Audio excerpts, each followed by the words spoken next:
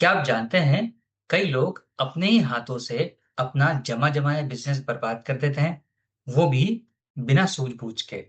एक व्यापारी था जिसकी साड़ियां दूर दूर तक बिकती थी, लेकिन उसके बेटे की एक आदत ने पूरी दुकान को घाटे में डाल दिया और पूरा बिजनेस चौपट कर दिया। क्या थी वो आदत? आइए सुनते हैं आज के मैनेजमेंट ज्ञान में। नमस्ते, मैं हूँ राहुल और आप देख रहे हैं मेरा रुख और मेरा रुख का मैनेजमेंट ज्ञान। एक व्यापारी का साड़ियों का व्यवसाय था। उसके यहाँ बहुत से कारीगर काम करते थे, जो बहुत खूबसूरत और सुंदर साड़ियाँ बनाते थे।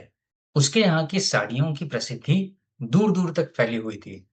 उन्हें पहनना महिलाओं के लिए बड़े शान की बात होती थी। इन सब के पीछे शामिल था उस व्यापारी का अथक परिश्रम। वो अपने व्यवसाय की उन्नति के लिए दिन-रात मेहनत किया करता था। उसके अंदर व्यावसायिक कौशल तो था ही, साथ ही वो महंगी से महंगी साड़ी भी बड़े ही आसानी से बेच दिया करता था। साथ ही वो अपनी कुशल नेतृत्व क्षमता से कारीगरों को बढ़िया से बढ़िया कलाकृति की साड़ियाँ बनाने के लिए हमेशा मोटिवेट किया करता था। इसके चलते वे सभी मिल-जुल कर बड़ी से बड़ी चुनौतियों का सामना कर लेते थे। व्यवसाय बढ़ने पर व्यापारी ने सहायता के लिए अपने बेटे को भी गद्दी पर बिठाना शुरू कर दिया। लड़के की साड़ियों के व्यवसाय को हैंडल करने से ज्यादा रुचि उसे कैसे बनाया जाता है, कैसे बुना जाता है, ये सीखने में थी। जब उसने ये बात अपने पिता के सामने रखी, तो पिता ने भी ये सोचकर उसे हाँ कह दिया कि बच्चा है अपना, साड़ी कैसे बुनी जाती है, कैसे बनाई जाती है, ये सीख रहा है, तो ये अच्छी बात है। इससे ये काम की गहराई को और अच्छे से समझेगा और जानेगा, जिससे वो आगे आसानी से इस बिज़नेस को सँभाल पाएगा। उसने उसको परमिशन दे दी। लड़का सबसे बेहतरीन कारीगर के सानिध्य में साड़ी बुनना सीखने लगा। चूंकि वो उसका इंटरेस्ट का काम था, इसलिए जल्दी ही उसने ये काम सीख लिया और उसमें एक्सपर्टीज हासिल कर ली। उसके द्वारा बनाई गई साड़ियां और भी खूबसूरत होती थी और अन्य साड़ियों की अपेक्षा वो ऊंचे दामों में बिकती थी। इससे उसका उत्साह और बढ़ गया। लेकिन व्यापारी को ये सब पसंद नहीं आया। उसने उसे समझाया भी, लेकिन बेटे की जिद के आगे उसकी एक न चली। समय गुजरता गया। एक दिन व्यापारी ने अपने व्यवसाय को अपने लड़के को सौंपकर गुजर गया। जब व्यवसाय की सारी जिम्मेदारियां लड़के पर आ गई, इस बीच उसकी प्रतिस्पर्धा में भी आसपास कई सारी साड़ियों की दुकानें खुल गई।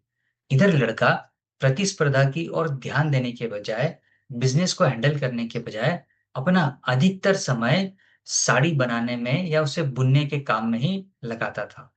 इससे धीरे-धीरे उसकी साड़ियों की मांग घटने लगी और अन्य व्यापारी जो आस-पास दुकानें खुली थी, उनकी दुकानें चलने लगी। ऐसा इसलिए हुआ क्योंकि वो एक सामान्य सी बात को नहीं समझ पाए। दोस्तों, अगर इस कहानी के मैनेजमेंट ज्ञान पर नजर डालें, तो कौन सी सामान्य सी बात थी जिसे व्यापारी का बेटा नहीं समझ पाया? यही कि व्यापारी बुनेगा साड़ी तो कैसे चलेगी गाड़ी? क्योंकि जब वो साड़ी बुनेगा तो उसे बेचेगा कौन?